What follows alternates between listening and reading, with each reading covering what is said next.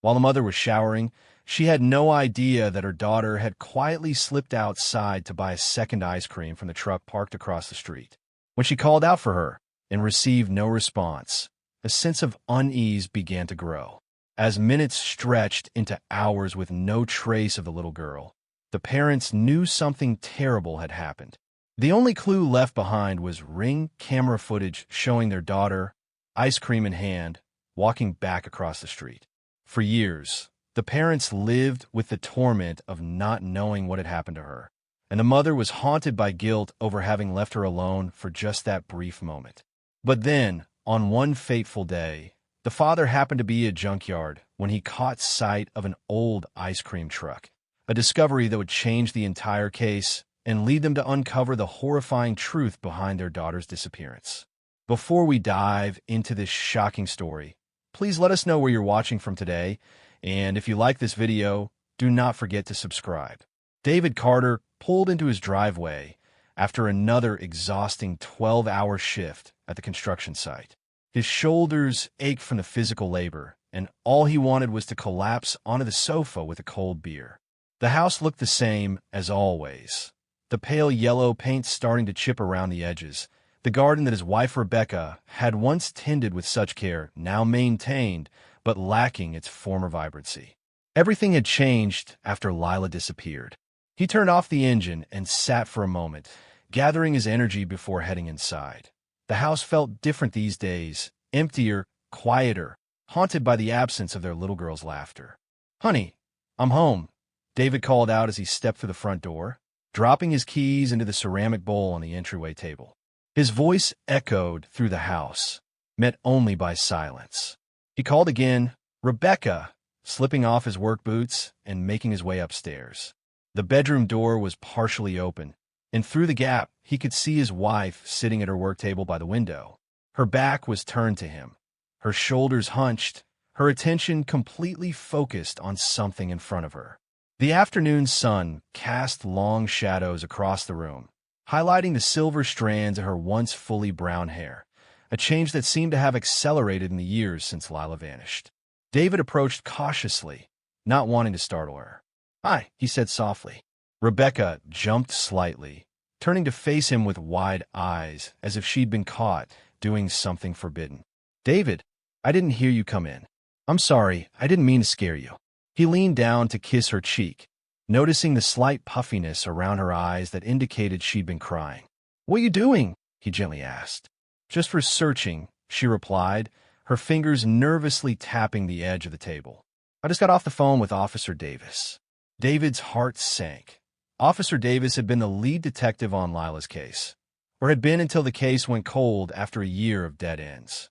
Now, he only called with courtesy updates, usually with nothing new to report. "What did he say?" David asked, even though he already knew the answer. Rebecca hesitated, then looked down at her lap.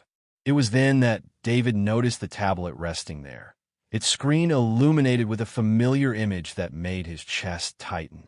It was the Ring camera footage from their front porch, the last known recording of their daughter, 8-year-old Lila, beaming in her favorite pink Hello Kitty dress, holding out a melting strawberry ice cream cone as she opened the door as if eager to share her joy.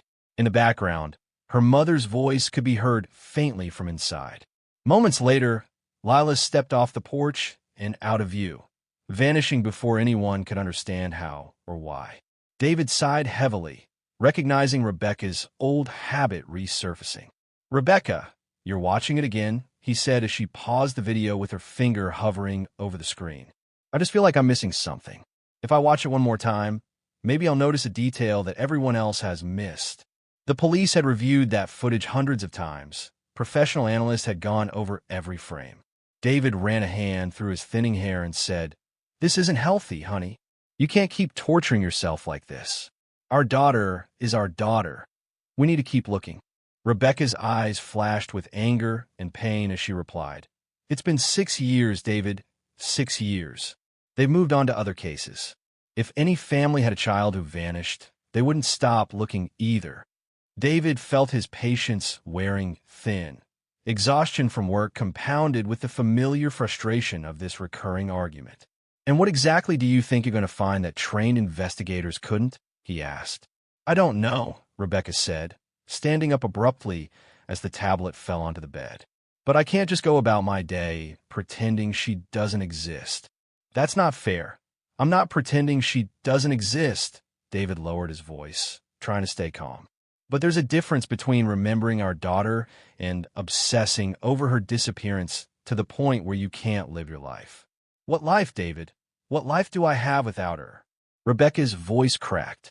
Our life, the one we still need to live. David gestured around the room.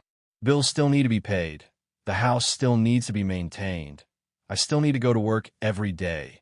And when I come home, I need my wife to be present. Tears streamed down Rebecca's face as she replied firmly, to be present, David, so that our grief doesn't consume everything. The argument hung in the air between them, neither willing to back down. Finally, David turned away and grabbed his wallet from the dresser. Where are you going? Rebecca asked in a small voice. To do something that actually matters, he said, immediately regretting the harshness of his words. Then he softened his tone. I saw an advertisement for a sedan at Mr. Jenkins's junkyard. Our car is on its last legs, and that repair bill would cost more than the car is worth. The ad just went up a few hours ago, so there's a good chance I can get it if I go now. Rebecca wiped her tears with the back of her hand. I'm sorry. I didn't mean to start another argument. David's shoulders slumped. I'm sorry, too. I know this is hard for you. It's hard for me, too, just in a different way. He crossed the room and gently pulled her into his arms. They stood like that for a moment, two people adrift in the same storm. The junkyard's not far, he said. I'll take the bus. Rebecca nodded against his chest. Be careful. As David headed down the stairs, he felt the familiar weight of their shared grief pressing down on him. Sometimes he wondered if they would ever find their way back to each other, back to who they were before that sunny day 6 years ago when their world shattered. The bus ride to Mr. Jenkins's junkyard took about 20 minutes, carrying David through progressively more industrial parts of town. The junkyard sat on the outskirts, surrounded by a tall chain-link fence topped with barbed wire. A faded sign reading Jenkins Auto Salvage and Junkyard hung crookedly over the entrance gate. When David stepped off the bus, the late afternoon sun cast long shadows across the gravel lot. Heat shimmered off the piles of rusted metal and discarded vehicles that filled the yard like a mechanical graveyard, while the air smelled strongly of oil, rubber, and hot metal. A small bell jingled as David pushed open the door to the office at the front of the property. Inside, a heavy-set man with graying hair and oil-stained overalls looked up from behind a cluttered desk and asked, "Help you?" setting aside what appeared to be an inventory ledger. "I'm here about the sedan you advertised online," David replied, noting that it had been posted only a few hours ago. The man's face brightened with recognition as he said, "Ah, the 2009 Toyota. You're the first to come see it. Name's Mr. Jenkins. I own the place." He extended a calloused hand. "David Carter," said David, and they shook hands briefly. "Can I take a look at it?" David asked. "Sure thing. It's out back," Mr. Jenkins replied, grabbing a ring of keys from a hook on the wall and leading David through a side door into the yard. The sedan sat among a row of other vehicles in various states of disrepair. It was dusty and clearly had seen better days, though from a distance it looked mostly intact. However, as they got closer, David noticed significant dents along the driver's side and a crack running across the windshield. "The front end's in decent shape," Mr. Jenkins said, popping the hood. "Engine's salvageable. The previous owner got sideswiped and the insurance declared it totaled, but there's plenty of life left in her." David leaned in to examine the engine. He wasn't a mechanic, but knew enough to spot obvious problems. Although the engine looked relatively clean, he noticed several components that would need replacement.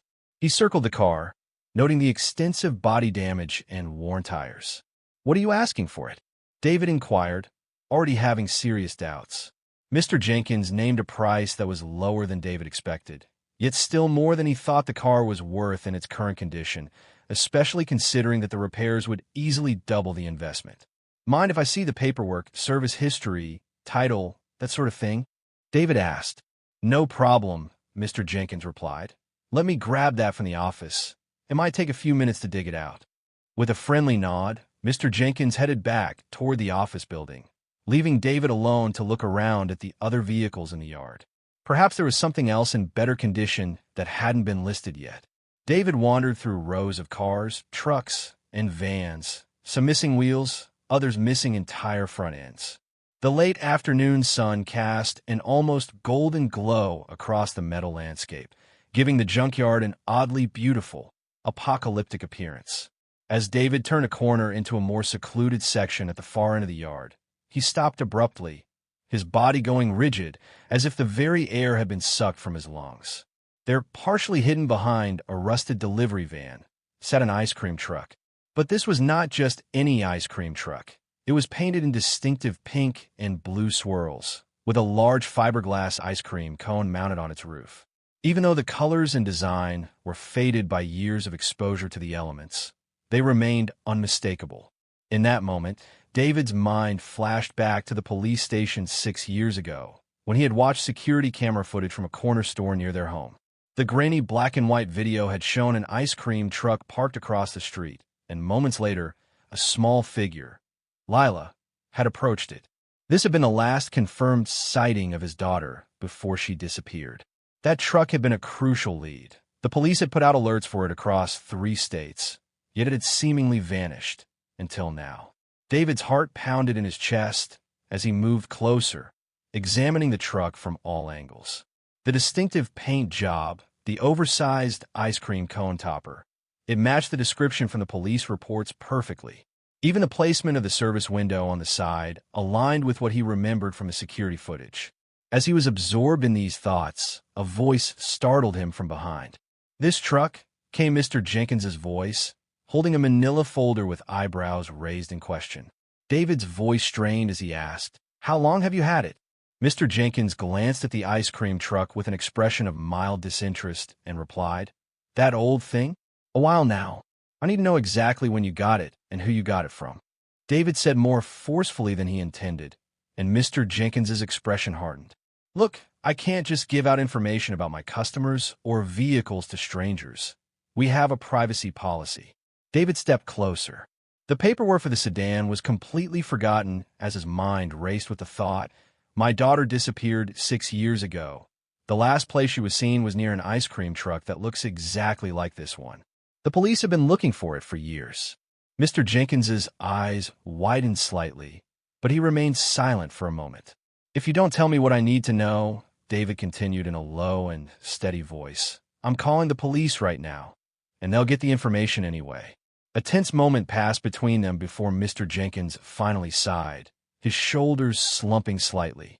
"I got a couple of years back, 2, maybe 3 years ago," he said, running a hand through his thinning hair. "The guy paid me to take it off his hands. He wanted it dismantled, said he was getting out of the business." "And did you dismantle it?" Mr. Jenkins shook his head. "Never got around to it.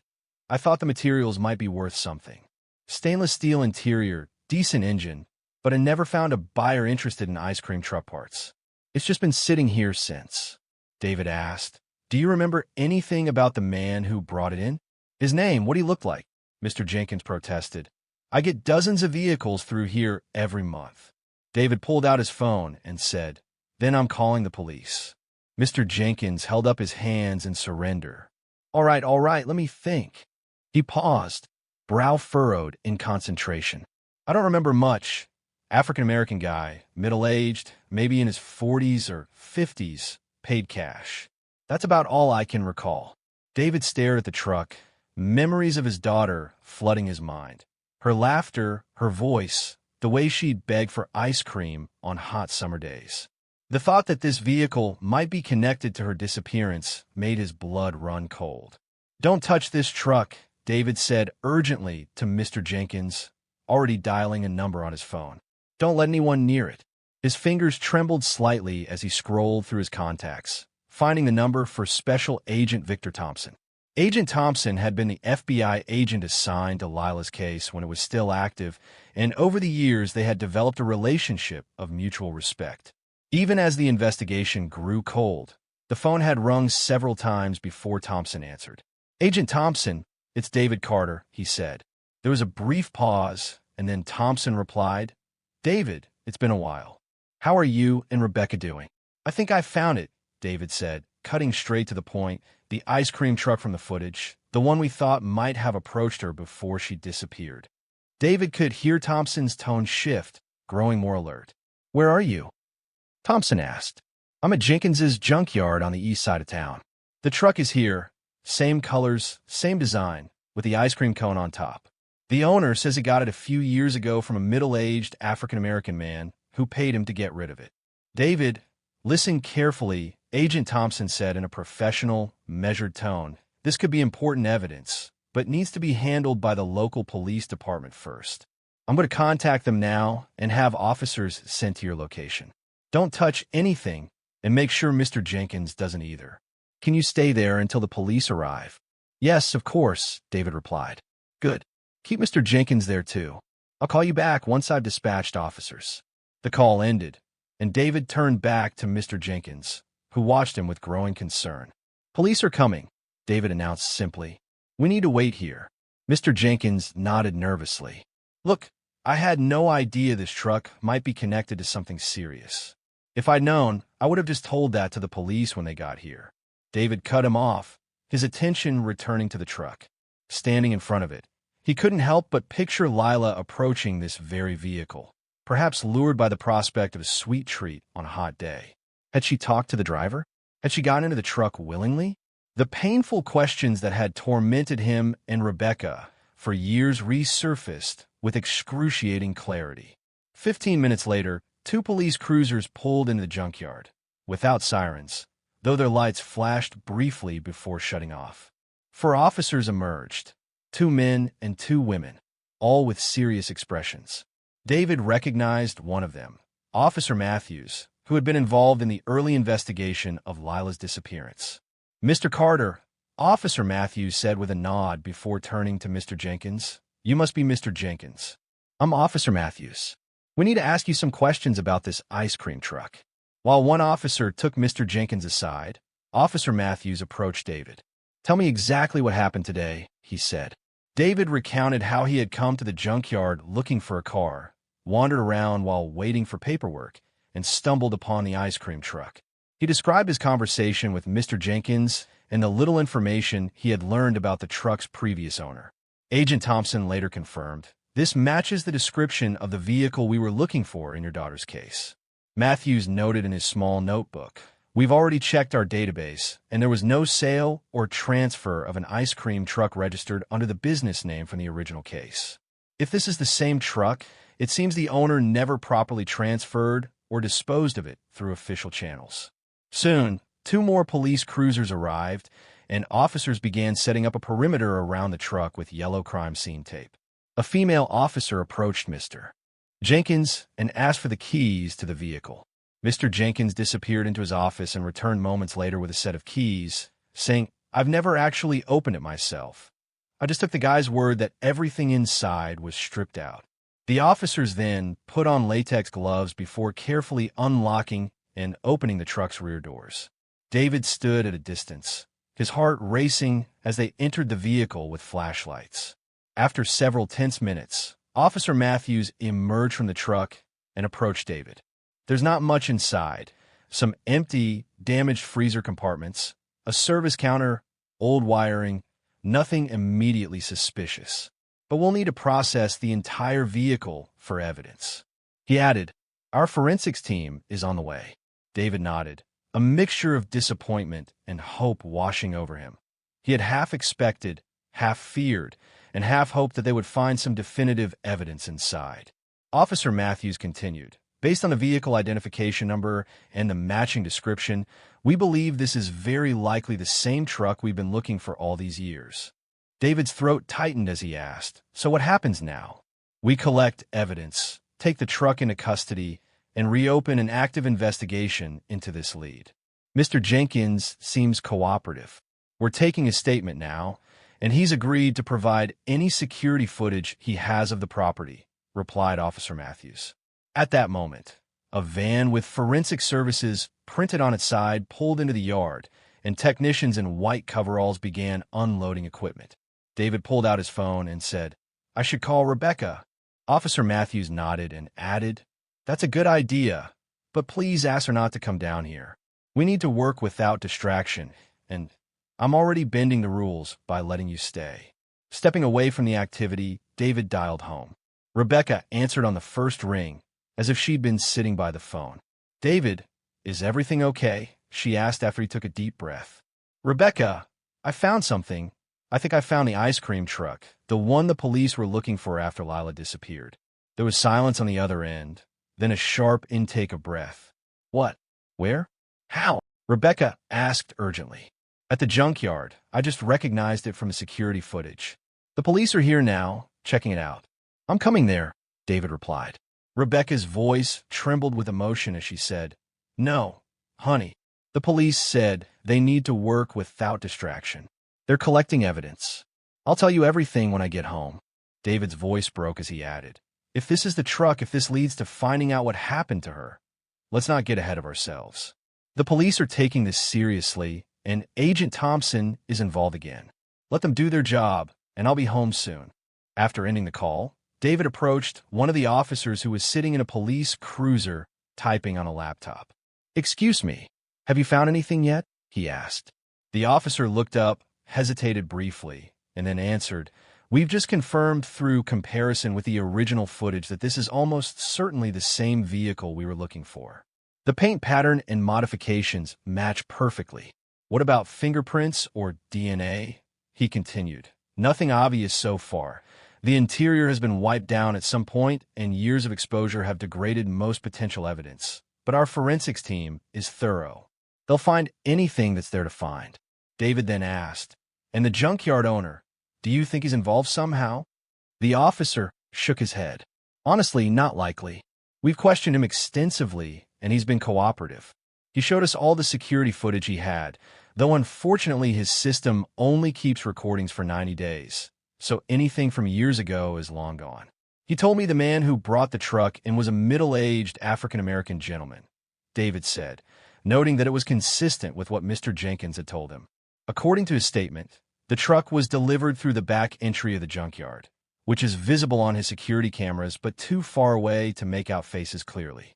"We'll need to enhance the footage, but it's not promising." David ran a hand through his hair, frustration mixing with the adrenaline still coursing through his system. 6 years of dead ends and false hopes had taught him to temper his expectations, but finding the truck felt significant. It had to mean something. "Mr. Carter," the officer said, his tone softening, "I know this is difficult, but this is potentially a major breakthrough. We're going to do everything we can with this new evidence." David nodded as he watched the forensics team meticulously examine every inch of the ice cream truck, the vehicle that might finally provide answers about what happened to his little girl. As he stood watching the forensics team work, a yellow taxi pulled up at the entrance of the junkyard, and a familiar figure was seen getting out. It was Rebecca. His heart sank, because despite his explicit request for her to stay home, she had come anyway. Rebecca paid the driver and hurried toward the police tape, her eyes scanning the yard until they spotted David. Her face was pale, her eyes wide with a mix of hope and dread as she took in the scene of police officers and crime scene technicians surrounding the ice cream truck. David quickly moved to intercept her before she could approach the active crime scene. "Rebecca, what are you doing here?" "I told you not to come," he said, his tone more worried than angry. She gripped his arm tightly, her gaze fixed on the truck in the distance. "I couldn't just sit at home waiting, David. Not for this. Is that really the same truck?" Rebecca asked in a small, trembling voice. David nodded grimly. "They think so. The police have confirmed it matches the one from the security footage." Rebecca's hand flew to her mouth, stifling a small sob. After all this time, it was just sitting in a junkyard? How is that possible? David admitted, putting an arm around her shoulders. "The owner claims he got it a few years ago and never bothered to scrap it." Officer Matthews then approached them, his expression professionally neutral, but with a hint of sympathy in his eyes. "Mrs. Carter, I understand your need to be here, but this is an active investigation scene." "I had to come," Rebecca said, her voice growing stronger. "That truck might hold answers about my daughter." "Oh," Officer Matthews nodded. "I understand, but right now we need to focus on collecting evidence without contamination. The forensics team needs space to work. Have you found anything, Rebecca? Anything at all? She asked desperately. We're being thorough, he replied diplomatically. The truck was empty of personal effects, but we're checking for trace evidence. Fibers, DNA, fingerprints. These things take time to process. Rebecca's shoulders slumped slightly, the familiar weight of disappointment settling over her once more. David recognized it well. They had both experienced too many moments of raised hopes followed by crushing letdowns. Officer Matthews then asked, "What happens next with the investigation?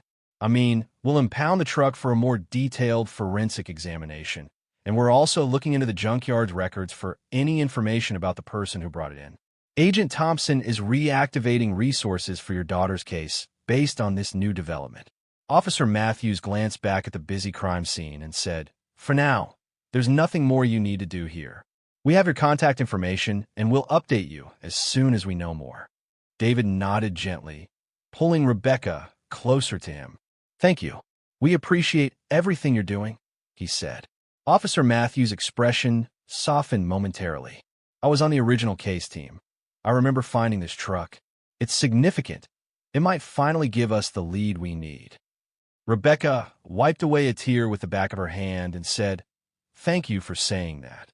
"Come on, Rebecca," David said quietly. "Let's go home. There's nothing more we can do here, and the police need to work." They called another taxi, and during the ride home, they sat in silence, holding hands tightly, each lost in their own thoughts.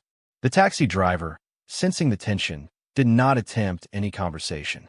At home, a strange sense of relief washed over them as they stepped through the front door. For the first time in years, they had a tangible connection to what had happened, a piece of concrete evidence that might finally provide answers. "I can't believe you found it," Rebecca said as they sat at the kitchen table, cups of untouched coffee between them. "After all this time, just by chance. I keep thinking about how many times that truck might have been spotted if it had stayed on the road," David said, shaking his head. "But it was hidden away in a junkyard on the edge of town. Do you think this means we might finally find out what happened to her?" Rebecca hesitated, her voice dropping to a whisper. "I hope so. This is the biggest lead we've had in years." Rebecca squeezed his hand, a cautious smile forming on her lips. "I feel like I can breathe again, David, like we're finally moving forward instead of being stuck in the same terrible moment for 6 years." They spent the evening discussing possibilities, theories, and hopes. For dinner, they ordered takeout from their favorite Italian restaurant, a meal they hadn't enjoyed since before Lila disappeared.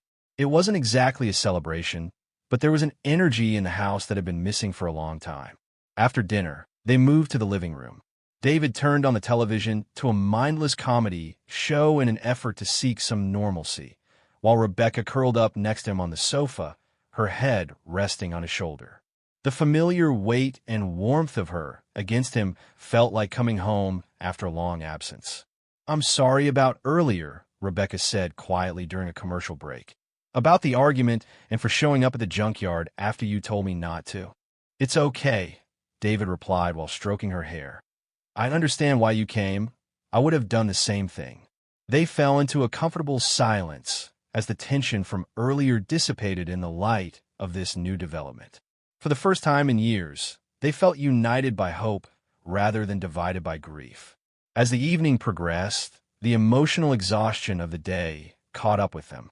David felt his eyelids growing heavy as the television droned on, and Rebecca's breathing deepened beside him, indicating she had fallen asleep.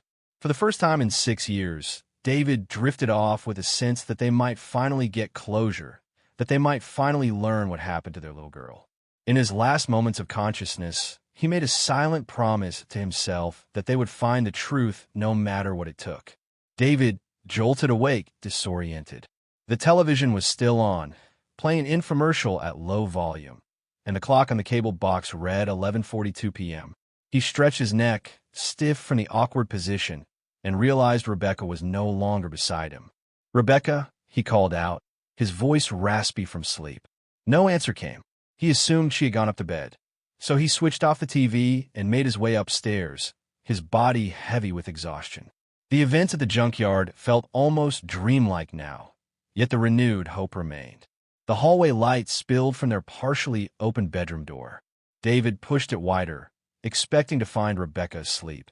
But instead, she was sitting at her desk, the blue glow of her computer screen illuminating her focused expression. "Rebecca, what are you doing up?" "It's almost midnight," he asked. Startled by his presence, she replied, "I couldn't sleep.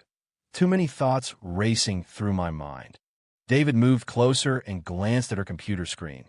She had Google Maps open, showing an aerial view of Jenkins's junkyard. And in another tab, she had pulled up public records related to Mr. Jenkins.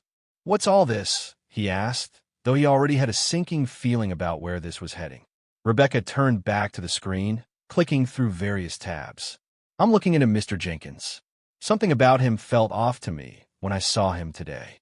David sighed, running a hand through his hair. "The police are handling this, Rebecca. They're investigating Jenkins and everything related to the truck. But what if they miss something?" Rebecca's eyes were bright with a feverish intensity, the same look she got when she became fixated on a new lead or theory about Lila's disappearance. "When I was at the junkyard today, there was something about the way he avoided eye contact, how nervous he seemed." Of course he was nervous. The police were swarming his business, investigating a possible connection to a child abduction. "But it was more than that," Rebecca insisted.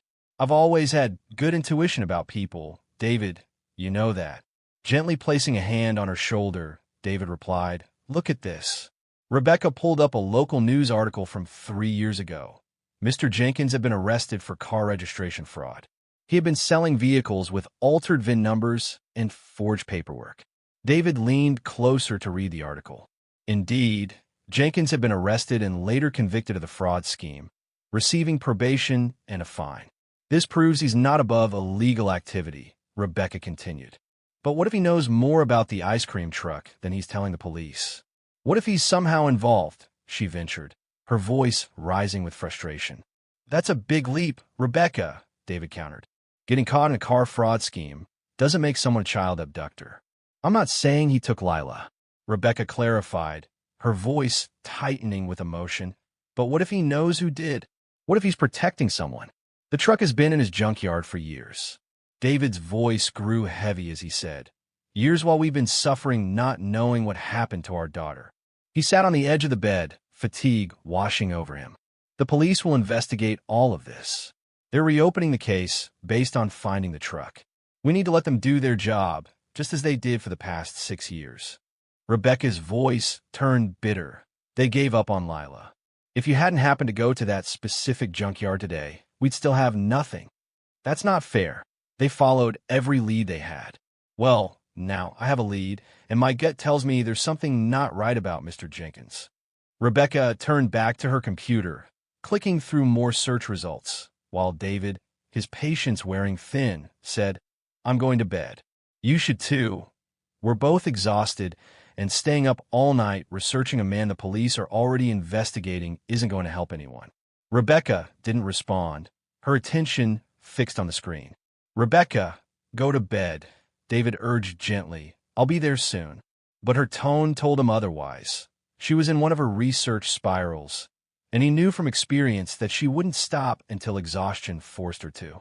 It had happened many times over the years, Rebecca becoming obsessed with a new angle or theory, staying up for days, piecing together information only to hit another dead end. David wanted to argue further to make her see reason, but he was simply too tired. The emotional roller coaster of the day had drained him completely. "Don't stay up too late," he finally said, pulling back the covers and sliding into bed. Rebecca murmured something non-committal, already engrossed in her reading. Despite his exhaustion, sleep didn't come easily for David. He drifted in and out of consciousness, aware of the soft tapping of Rebecca's keyboard and the occasional click of her mouse. At some point, he fell into a deeper sleep, the sounds fading into the background. When he awoke again, the bedroom was dark except for the dim glow of a digital clock that read 2:17 a.m. The computer was off, and Rebecca's side of the bed was empty and undisturbed. "Rebecca," he called out, pushing himself up on his elbows. No response came from the bathroom or hallway. David got out of bed, a sense of unease growing in his chest. He checked the bathroom, then moved through the upstairs rooms calling Rebecca's name. The house remained silent. Downstairs, he found no sign of her either. Her purse was gone from its usual spot by the door, and her car keys were missing from the hook in the kitchen. Returning upstairs, David grabbed his phone from the nightstand and called Rebecca's number. It rang several times before it went to voicemail. He tried again with the same result. Just as he was about to call a third time, a text message notification appeared on his screen. At the junkyard, had to check something. Don't worry. David stared at the message in disbelief. She had gone back to Jenkins's junkyard at 2 a.m. His concern quickly transformed into anger, then fear. What was she thinking? Go to an isolated junkyard in the middle of the night. He quickly pulled on jeans and a sweatshirt, grabbed his wallet and keys, and tried calling Rebecca again as he headed downstairs, but still got no answer. Outside, he realized he had no car. Their sedan was still out of commission, which was why he had gone to the junkyard in the first place. Cursing under his breath, he called for a taxi and paced anxiously on the front porch while his mind raced with scenarios, each worse than the last. What if Mr. Jenkins was somehow involved in Lila's disappearance? What if Rebecca was putting herself in danger? When the taxi finally arrived, David gave the driver the address for Jenkins's junkyard. "Can we hurry, please?" he asked, tension evident in his voice. "It's an emergency." The driver nodded, sensing David's urgency, and pulled away from the curb with a bit more speed than usual. As the taxi drove through the quiet, dark streets, David kept trying Rebecca's phone, each unanswered call increasing his anxiety. What had she discovered that was so important it couldn't wait until morning? What was she hoping to find at the junkyard in the middle of the night? Whatever it was, he could only hope he would reach her before she got herself into trouble that he couldn't get her out of. The taxi approached Jenkins's junkyard, its headlights cutting through the darkness of the early morning hours. David leaned forward, scanning the area for any sign of Rebecca's car. "Stop here, please," he instructed the driver when they were about 100 meters from the main entrance. He didn't want to risk alerting anyone to his presence by pulling up directly to the gate. After paying the driver, David stood on the deserted road, shivering slightly in the cool night air. The junkyard loomed ahead, a dark silhouette against the starlit sky. The main entrance was closed, secured by a heavy chain. Soon he spotted Rebecca's blue Honda parked just off the road, partially hidden behind a cluster of overgrown bushes. Relief washed over him at the confirmation that she was there, immediately followed by renewed concern about what she might be doing. Moving cautiously, David skirted around the perimeter of the junkyard, staying in the shadows. The property was surrounded by a chain-link fence topped with barbed wire, but from his earlier visit he knew there were likely spots where the fence was compromised. As he rounded the corner to the eastern edge of the property, he saw a figure crouched near the fence. Even in the darkness, he recognized Rebecca's slender form and the way she moved. "Rebecca," he whispered urgently as he approached. She whipped around, eyes wide with surprise. "David, what are you doing here?" "What am I doing here? What are you doing here?" he hissed in a low voice. "It's the middle of the night. I told you I had a feeling about Jenkins," she whispered back, gesturing toward the junkyard. "Look, the lights are on in his office at 2:40 in the morning. Why would he be here unless he's hiding something or meeting someone?" David glanced toward the small building at the front of the junkyard. Indeed, lights glowed from the windows, casting yellow rectangles onto the gravel outside. "That doesn't mean anything," David argued, though he had to admit it was unusual. Maybe he's doing paperwork, or maybe he lives on the property. Either way, this is trespassing. "Rebecca, we should leave before we get arrested," David urged.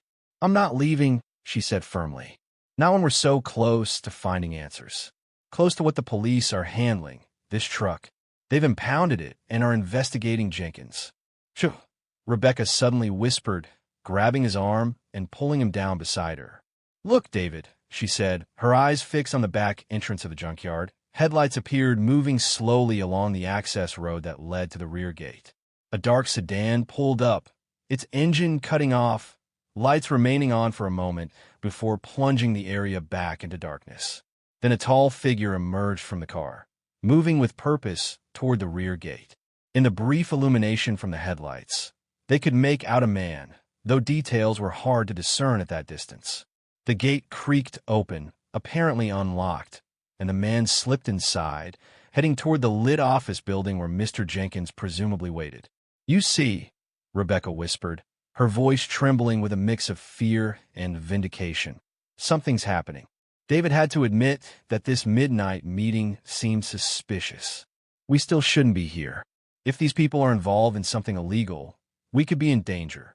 "We need to get closer," Rebecca insisted, ignoring his concern. "We need to hear what they're saying." Before David could stop her, Rebecca moved along the fence line toward a section that appeared lower than the rest.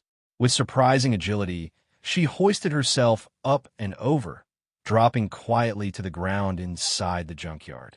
"Rebecca," David whispered desperately.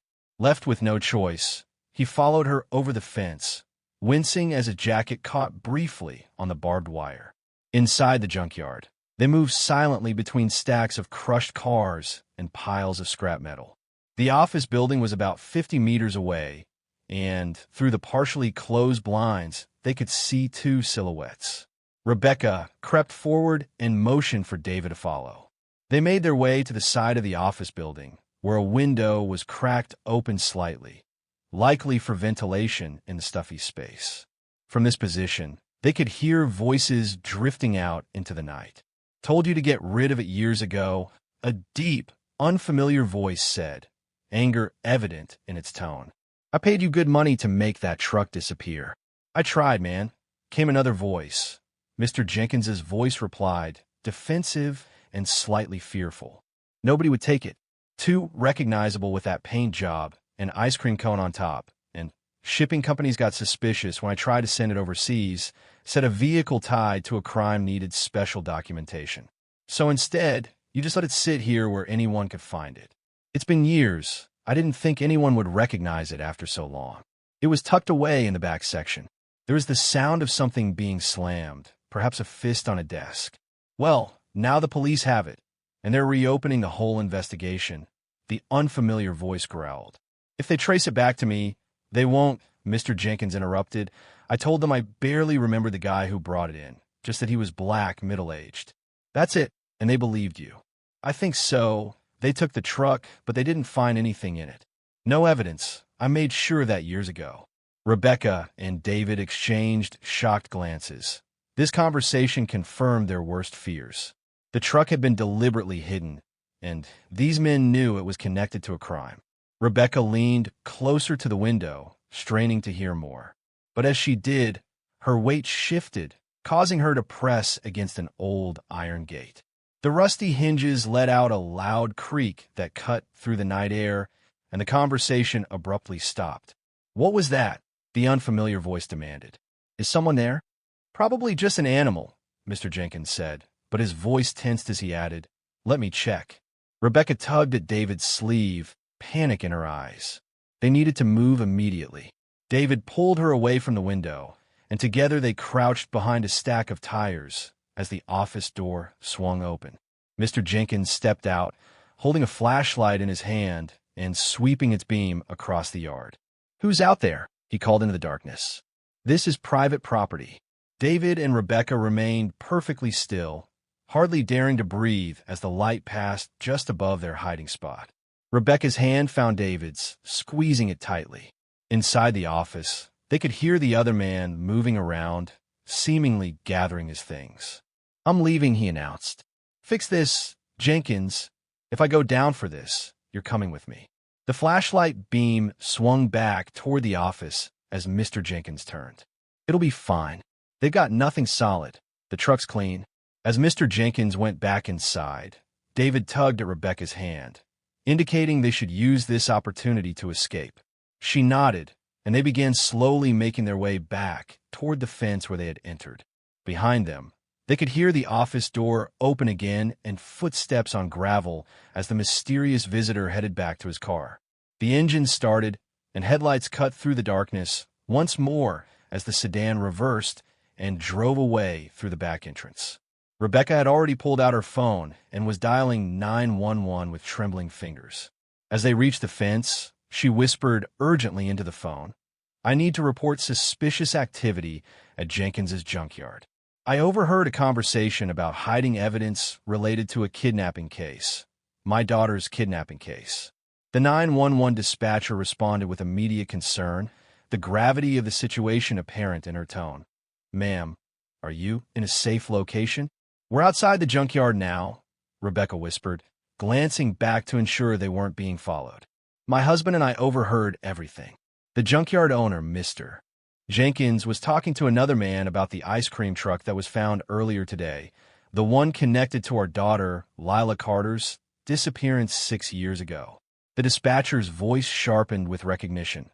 The Carter case, I see in our system. Were you able to identify the second individual? No, it was too dark to see his face clearly, but they were definitely discussing hiding evidence and the fact that the truck was deliberately concealed here.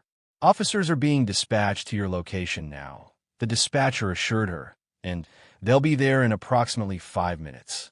Please remain where you are if it's safe to do so, or move to a more secure location if you feel threatened. The night was eerily silent as they waited, with only the distant hum of highway traffic in the background. Michael, now David, and Rebecca kept close together. I can't believe we actually heard them talking about it, Rebecca said, her voice a mix of horror and vindication. All these years, that truck had just been sitting there while they knew what had happened to Lila. We don't know exactly what they know, David cautioned, though his heart raced with the same suspicions. But they definitely knew the truck was evidence in a crime. Within minutes, the flash of blue and red lights appeared in the distance.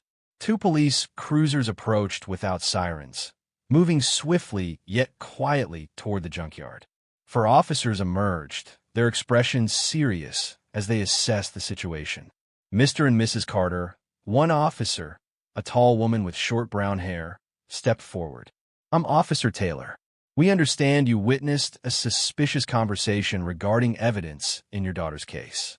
Rebecca quickly recounted what they had overheard, while David added details about the mysterious visitor and his car. It was a dark sedan, probably black or navy. I couldn't make out the license plate, but it looked fairly new, maybe a Lexus or a high-end Toyota, David explained. Officer Taylor nodded, gesturing to her colleagues. 2 officers moved toward the junkyard entrance while she continued questioning the Carters. You mentioned the visitor was planning to leave. Did you see which direction he went? He left through the back entrance, David said, pointing. Headed east, I think. Officer Taylor, alert all units in the area to be on the lookout for a dark sedan leaving this vicinity. She instructed into her radio, noting a possible connection to the Carter kidnapping case. Meanwhile, another officer worked on the gate lock using bolt cutters to remove the chain, and within moments they had access to the junkyard. Stay here, Officer Taylor told the Carters firmly. We'll handle this. Rebecca clutched David's hand as they watched the officers move cautiously into the yard, firearms at the ready. The office light was still on, suggesting that Mr. Jenkins remained inside. Minutes passed in tense silence. Then they heard raised voices followed by the crackle of radio communication. More police cruisers arrived, their lights illuminating the entire area. Officer Taylor emerged from the junkyard, approaching the Carters with a measured expression. We've detained Mr. Jenkins, she informed them.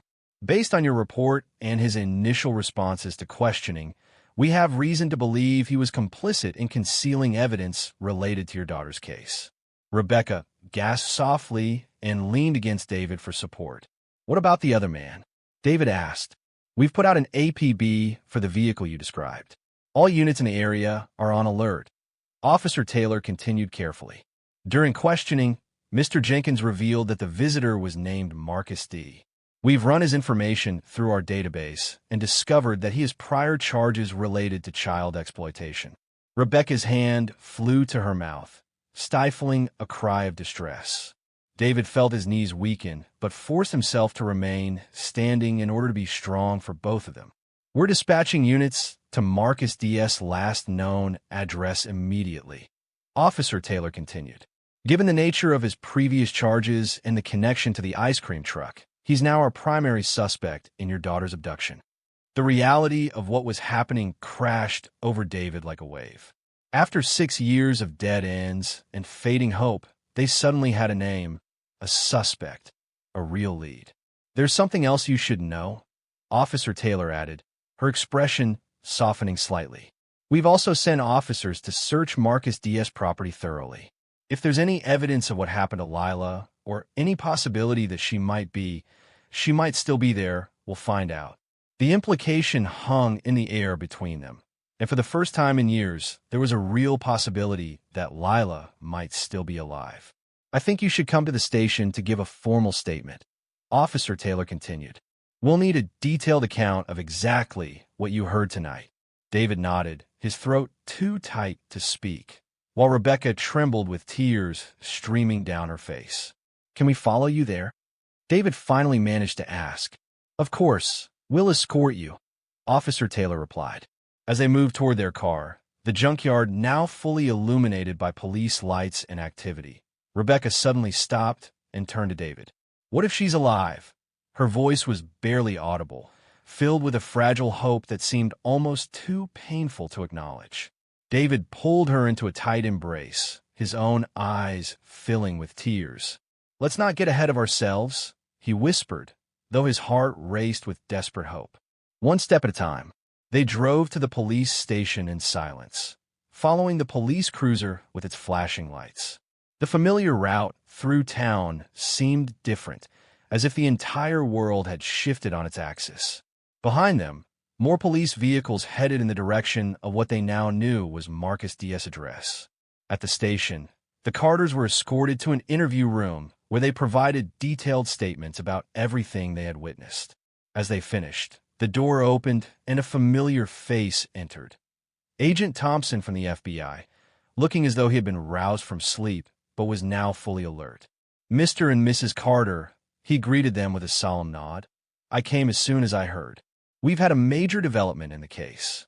Pulling up a chair across from David and Rebecca, Agent Thompson's expression was professionally neutral, though there was a glimmer of intensity in his eyes that made David's heart race. What's happening? Rebecca asked, leaning forward. Did they find Marcus D? We did, Thompson confirmed. Officers apprehended him while he was attempting to leave his residence with packed bags. He's in custody now and being questioned. David exhaled slowly, a mixture of relief and apprehension washing over him. And his house? Are they searching it? Thompson exchanged a glance with Officer Taylor, who had remained in the room. Yes, Thompson said carefully, a full forensic team is there now, along with additional officers. Rebecca gripped David's hand so tightly it hurt, and she pressed her voice barely above a whisper. Have they found anything? Before Thompson could answer, there was a knock at the door. Another officer leaned in, gesturing for Thompson to step outside. The agent excused himself, leaving David and Rebecca in agonizing suspense. Something's happening, Rebecca murmured, her eyes fixed on the door. They found something. I can feel it. David couldn't speak. His throat constricted and his heart pounded as the past 6 years, the pain, the loss, the gradual fading of hope, seemed to culminate in this moment. Minutes crawled by like hours. Rebecca paced the small room while David remained seated, too numb to move. Finally, the door opened again and Thompson returned. His expression had changed. There was a gravity to it that hadn't been there before. Mr. and Mrs. Carter, he began, I need to tell you something. Please prepare yourselves. Rebecca sank back in her chair, her face pale, and David reached for her hand automatically.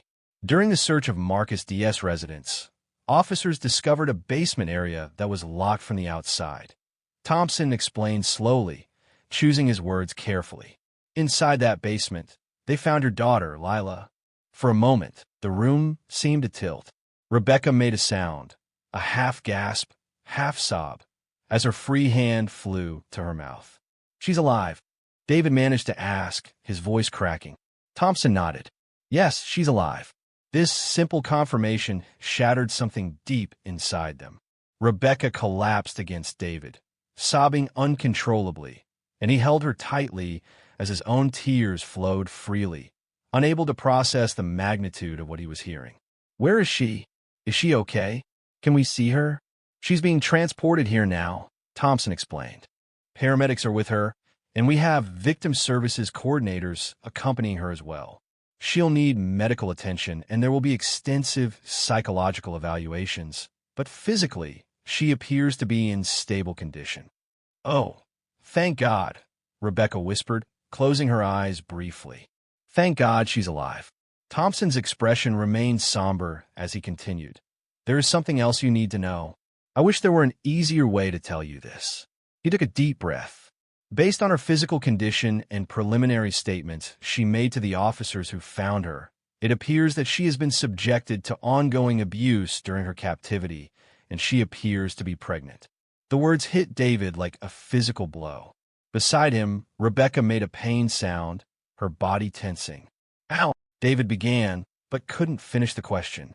"We don't have all the details yet," Thompson said gently. "Marcus D. isn't talking, and we're being very careful with how we question him. But from what we can piece together, she was held captive in that basement for most of the past 6 years." "And the pregnancy?" Rebecca asked in a hollow voice. "We believe Marcus D. is responsible," Thompson confirmed grimly. "The medical team will determine how far along she is and assess her overall health. But from visual estimation, she appears to be in her second trimester." David felt physically ill. The joy of knowing Lila was alive collided violently with the horror of what she had endured and what she was still enduring. His daughter, who had been 8 years old when she disappeared, was now a teenager carrying her captor's child.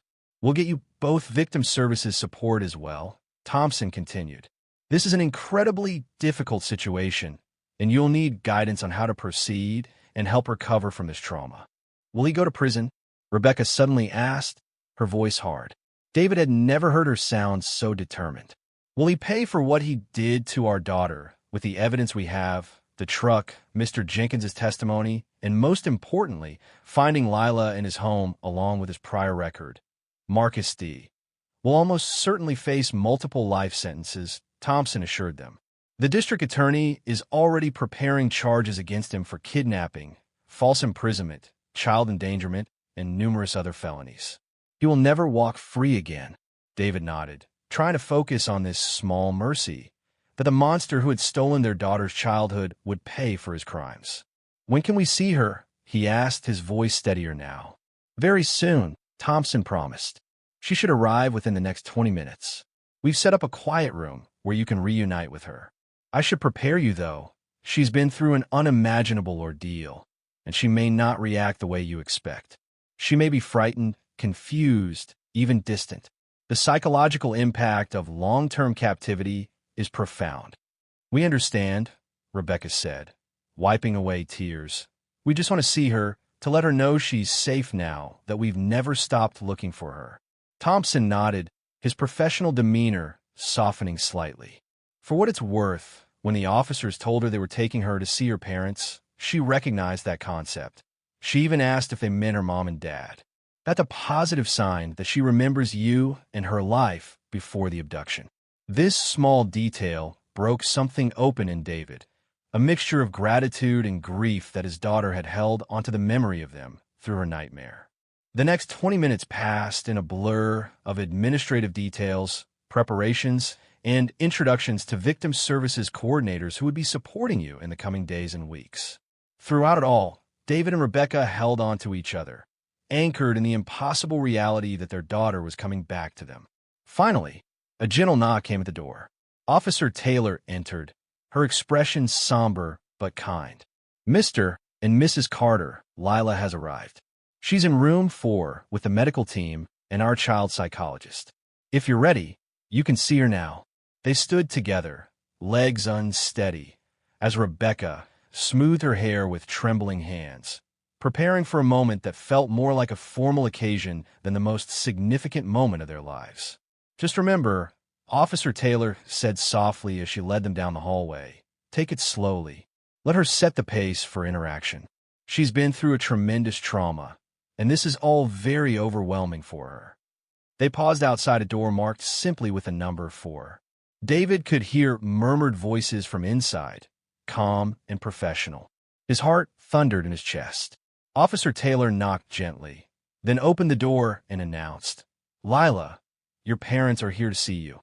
David and Rebecca stepped into the room, and in that moment, time seemed to stop. In the center of the room, sitting on an examination table with a blanket wrapped around her shoulders, was their daughter. No longer the small child from the Ring camera footage, but now a teenager with the same dark eyes and high cheekbones that had always reminded David of Rebecca's mother. Her hair was longer and unkempt. Her face was paler and thinner than the round-cheeked girl in their memories. Invisible beneath the blanket was the unmistakable swell of her pregnant belly. Yet, despite it all, there was something in her eyes, a mixture of uncertainty and a spark of hope, as she looked up and whispered, "Mom, Dad." Her voice was small and hesitant, as if testing out the words after years of disuse. Rebecca managed to say, "Yes, sweetheart, it's us." David was momentarily frozen, overwhelmed by the sight of the daughter he had feared he would never see again. Lila's lower lip trembled, and suddenly she began crying, her shoulders shaking beneath the blanket. "You found me. You really found me," she whispered. That broke the spell. David and Rebecca rushed forward, careful not to move too quickly or frighten her, but unable to resist the magnetic pull toward their child. They embraced her gently, all three dissolving into tears, holding each other as if afraid they might be torn apart again.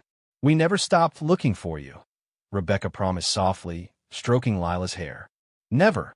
Not for one day." "You're safe now," David added, his voice thick with emotion. "You're safe, and we're going to take care of you. Everything's going to be okay." In that moment, despite the challenges that lay ahead, the trauma, the pain they would all need to process, David allowed himself to believe those words. Their daughter was alive. She was home. They were a family again. Nothing else mattered. After the emotional reunion, the medical staff gently suggested that Lila needed to complete her examination and receive proper care. The Carters were then led to another room, a more comfortable space with sofas and a small table where coffee and water had been provided, while Agent Thompson joined them along with Dr. Martell, a psychologist specializing in trauma recovery for abduction victims. "First, I want to say how truly remarkable this outcome is," Dr. Martell began in a gentle yet professional tone. "Long-term abduction cases rarely end with the victim being found alive, especially after so many years. You've beaten tremendous odds." David nodded silently, still processing the reality of having Lila back. Rebecca wiped away endless tears while Dr. Martell explained, "While Lila completes her medical evaluation, I'd like to talk with you about what to expect in the coming days and weeks." "We'll do whatever she needs," Rebecca said firmly. "Whatever it takes to help her heal." Dr. Martell smiled gently. "That's exactly the right attitude. But I want to be very clear, the road ahead will be long and difficult. Lila has spent 6 formative years in captivity, subjected to manipulation, isolation, and abuse. Her understanding of relationships, and even of herself, has been profoundly affected. Will she ever be the same?" David asked hesitantly. Dr. Martell's expression was compassionate but honest. "No, she won't be the same child you lost 6 years ago. That's a reality you'll need to accept. But with proper support, therapy, and your unconditional love, she can heal and build a fulfilling life." Agent Thompson leaned forward, his expression serious. "As Dr. Martell works with you on the psychological aspects, I need to discuss some practical matters regarding the case and what happens next. As you noticed, Lila is pregnant. Based on our preliminary assessment, she appears to be approximately 5 months along. This presents additional challenges, both legally and personally." Rebecca took a deep, shuddering breath. "What are our options?" she asked. "That's something you'll need to discuss with her medical team," Dr. Martell interjected gently. "At 5 months, the pregnancy is well advanced, but there are still choices to be made. What's most important is that Lila is given appropriate counseling and support to make decisions about her body and the pregnancy." Agent Thompson nodded in agreement. "From a legal perspective, DNA testing will be necessary to confirm paternity, which will serve as additional evidence against Marcus D. But I want to assure you that the consideration for Lila's well-being will be paramount in how this evidence is collected and used." David then asked, "What about the case? You mentioned that Marcus D." Hasn't confessed. No, he's exercising his right to remain silent, Thompson confirmed. But the physical evidence against him is overwhelming. We found that the basement where Lila was kept was soundproofed, with multiple locks on the outside, restraints, surveillance equipment, all the hallmarks of a long-term captivity situation. Rebecca closed her eyes briefly, as if trying to block out the mental images that Thompson's words evoked. Mr. Jenkins is being more cooperative, Thompson continued. He admitted that Marcus D. paid him a substantial sum to dispose of the ice cream truck discreetly, without official documentation. He claims he didn't know exactly what crime it was connected to, but he suspected it was something serious. That's why he accepted the payment. And the police never suspected Jenkins's involvement? Rebecca asked accusatorily. Thompson's expression showed a flicker of discomfort as he replied, I won't make excuses. There were failures in the initial investigation. The junkyard was outside our immediate search radius, and without specific intelligence linking Jenkins to the case, it wasn't prioritized for investigation. Additionally, the truck was stored in an area not visible from satellite imagery, which is why it wasn't spotted in our periodic reviews of local properties. If it hadn't been for you, David, happening to go to that junkyard today, and for my suspicions about Jenkins, we might never have found Lila. Rebecca said, You're right, and Thompson added, I can only offer my profound apologies for that oversight. The FBI and local police will be conducting a thorough review of how this case was handled to ensure similar oversights do not occur in the future.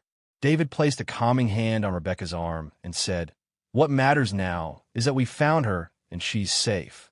We need to focus on helping her recover, not on assigning blame. Rebecca nodded reluctantly, though David could tell she wasn't ready to forgive the missed opportunities that had cost them additional years in captivity. What happens next with the legal process? David asked, turning back to Agent Thompson. Marcus D. will be formally charged tomorrow morning. Given the severity of the crimes and the evidence we have, he'll almost certainly be denied bail. The prosecution will begin building their case for trial, though there's a strong possibility he might accept a plea deal to avoid a public trial and the maximum possible sentence. I don't want a plea deal, Rebecca said sharply. I want him to face everything he's done in court. I want the maximum sentence possible. I understand your feelings, Thompson said carefully, but I should point out that a trial would require Lila to testify and recount her experiences in detail, possibly multiple times. A plea deal would spare her that trauma. The implication hung heavy in the air. David hadn't even considered that she might need to testify and relive her nightmare in a courtroom full of strangers. We'll cross that bridge when we come to it, David said finally. Right now, our priority is Lila's immediate well-being. Dr. Martell nodded approvingly. That's exactly right. The legal process will unfold at its own pace, but Lila's recovery cannot wait. She'll need to begin therapy immediately, and you'll need guidance on how to support her at home. When can we take her home? Rebecca suddenly asked, looking alarmed. She's coming home with us, isn't she? Yes, absolutely, Dr. Martell assured her, but she'll need to remain at the hospital tonight for observation and a comprehensive medical assessment. Assuming there are no immediate health concerns, you should be able to bring her home tomorrow. We'll need to prepare her room. David realized aloud. It's still set up for an 8-year-old. That's something we should discuss. Dr. Martell said, Lila may find comfort in familiar things from her childhood, or she might feel infantilized by them. It's important to give her choices that restore the sense of control that was taken from her during her captivity. The conversation continued, covering practical arrangements for Lila's return home, recommendations for therapy, and resources for the family. Throughout it all, David felt a surreal detachment, as if he were watching a movie about someone else's life, until the crushing pressure of Rebecca's hand has reminded him that this was real. They had found their daughter, and now they needed to help her rebuild her life. As the meeting wound down, Agent Thompson stood to leave. I'll update you on any developments in the case. The protection detail will remain in place until we're certain there are no additional threats to your safety. Thank you, David, he said sincerely as he stood to shake Agent Thompson's hand. In my 23 years in law enforcement, Days like today, when we actually find someone alive, when we can reunite a family, are rare. I'm very glad for you all. After Agent Thompson departed, Dr. Martell spent additional time answering their questions and providing resources. She promised to meet with them again tomorrow to help facilitate Lila's transition home. As they prepared to leave the conference room and return to the medical area where Lila was being treated, Rebecca suddenly turned to David, her eyes filled with determination. "We're going to get through this," she said quietly. "All of us together, whatever it takes." David pulled her close and kissed the top of her head. "Yes, we are, one day at a time." After a series of consultations with medical staff and psychologists, David and Rebecca were finally allowed to see Lila again. They found her in a quiet examination room, wearing clean hospital clothes, her hair damp from a recent shower. The transformation was subtle but significant. Some of the haunted look had faded from her eyes, replaced by exhaustion and uncertainty. A kind-looking nurse finished taking her blood pressure and smiled encouragingly at the Carters. "The doctor will be in shortly to discuss Lila's care plan. I'll give you some privacy for now," the nurse said as she stepped out. David and Rebecca approached their daughter carefully, mindful of Dr. Martell's advice not to overwhelm her with physical affection unless she initiated it. "How are you feeling, sweetheart?" Rebecca asked gently, taking a seat beside Lila's bed. Lila shrugged slightly, her fingers fidgeting with the edge of the blanket covering her lap. She looked tired and confused. "The doctor asked me a lot of questions," she murmured softly. "That's to help them take good care of you," David explained carefully. "They just want to make sure you're healthy." A heavy silence fell between them, uncomfortable yet filled with unspoken questions and emotions. David noticed that Lila's gaze kept darting to the door, as if checking for threats or planning an escape. "Lila," Rebecca said hesitantly, "if you feel up to it, could you tell us what happened that day when you disappeared? You don't have to if it's too difficult." Lila's eyes grew distant, as if looking back through time. "I remember some parts," she said after a moment, her voice soft. "Not everything." David and Rebecca exchanged glances, both afraid to push too hard but desperate to understand. "I wanted ice cream," Lila continued unprompted. "It was hot that day. There was an ice cream truck playing music. I asked you for money, Mom, but you were in the shower." Rebecca nodded, tears welling in her eyes. "I remember I told you to wait until I was done, but I didn't wait," Lila said, with a flicker of guilt crossing her face. "I had some money in my pocket, quarters from my allowance, but it wasn't enough for 2 ice creams. I wanted to get one for you too." Rebecca covered her mouth, stifling a sound of distress. "When I told the ice cream man I didn't have enough money and that my mom was busy, he said he would give me a free one. He told me to come inside the truck to choose from special flavors." David forced himself to remain calm, though rage and grief churned inside him at the thought of that predator luring his innocent daughter. Then he changed. Lila continued, her gaze now fixed on her hands. He got different angry. He closed the door and started driving. I tried to scream, but he said if I made noise, he would hurt me. "Oh, baby," he said. And then he took me to his house, the basement. Lila's voice became mechanical, as if reciting facts about someone else. "He said you sent me away because I was bad, because I didn't listen. He said you didn't want me anymore." David interjected, unable to stop himself. "That's not true. We never stopped looking for you, Lila. Never." Lila looked up at him, a hint of her old self visible in her eyes. "I knew he was lying. At first, I believed him a little bit, but then I realized he was just saying it to make me stop asking to go home." A wave of relief washed over David as he realized that, somehow, his daughter had known that they would never abandon her. "He wasn't nice to me," Lila continued, her understatement chilling in its simplicity. "He did bad things. He said I belonged to him now." Rebecca reached out tentatively. When Lila did not pull away, she placed her hand gently over her daughter's. "You don't have to tell us everything right now. There'll be time to talk about it when you're ready." Lila nodded, seemingly relieved. "The police said he's in jail now. He can't get out." "That's right," David confirmed firmly. "He's going to prison for what he did to you, for a very, very long time. He'll never hurt you or anyone else again." Lila's hand moved unconsciously to her swollen belly, and the question, "What about the baby?" hung in the air, loaded with implications that none of them were yet prepared to fully address. "That's something we'll figure out together," Rebecca said carefully. "Whatever you want to do, whatever you need, we'll support you. You're not alone anymore." Dr. Martell interjected, "It's a girl," to which Lila said quietly, "I've been thinking about her. She didn't do anything wrong, even if he did." The maturity and compassion in her statement stunned David. Despite everything she had endured, his daughter had somehow retained her capacity for empathy. "No, she didn't," Rebecca agreed softly. "None of this is her fault, just like none of it is your fault." Lila's eyes filled with tears as she whispered, "I was scared you wouldn't want me back because of what happened, because I'm different now." "Listen to me," David said, moving closer and gently taking her hand. "You are our daughter. Nothing could ever change that.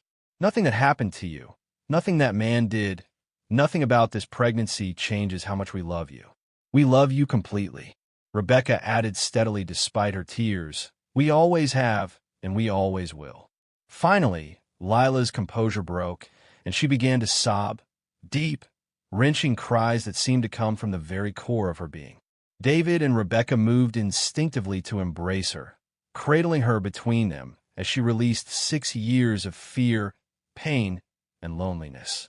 "It's okay," Rebecca murmured, stroking Lila's hair. "Let it out. We're here, and we're not going anywhere." Through her tears, Lila managed to speak. "I used to imagine this being a rescue, coming home.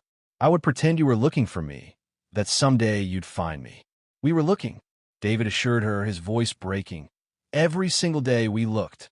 Lila whispered, "I can see it in your faces." They held each other for what felt like hours, the hospital room fading away as their broken, damaged, yet somehow still intact family began the long process of healing. Eventually, Lila's tears subsided and exhaustion overtook her. The doctor returned, explaining that she needed rest and that they could continue their reunion tomorrow when she was discharged and taken home.